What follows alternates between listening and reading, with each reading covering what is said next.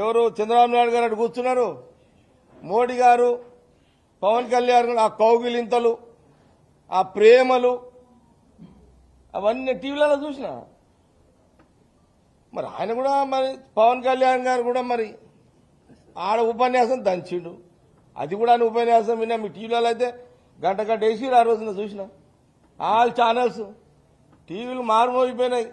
విశాఖ కార్మికుల కోసం ఆయన ఉపన్యాసం దంచితే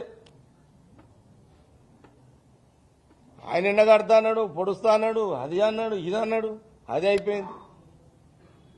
మరి ఆయన కూడా డిప్యూటీ సీఎం అని. విచిత్రం ఏంటంటే అసలు ఆంధ్రప్రదేశ్ ప్రజలు ఏం ఐక్యంలో ఉన్నారు, ఏం ఆలోచన చేస్తున్నారు? ప్రధానమంత్రి 11 years prime minister, Chandrababu Naidu గారు రెండోసారి ముఖ్యమంత్రి, జగన్ గారు ఒకసారి ముఖ్యమంత్రి, డిప్యూటీ సీఎం పవన్ కళ్యాణ్ గారు. ఈ ముగ్గురు హీరోలు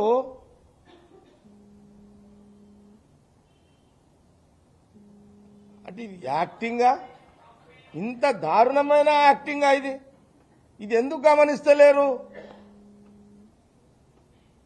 ఇది జీవితంతో కూడుకున్న స్టీల్ ప్లాంట్.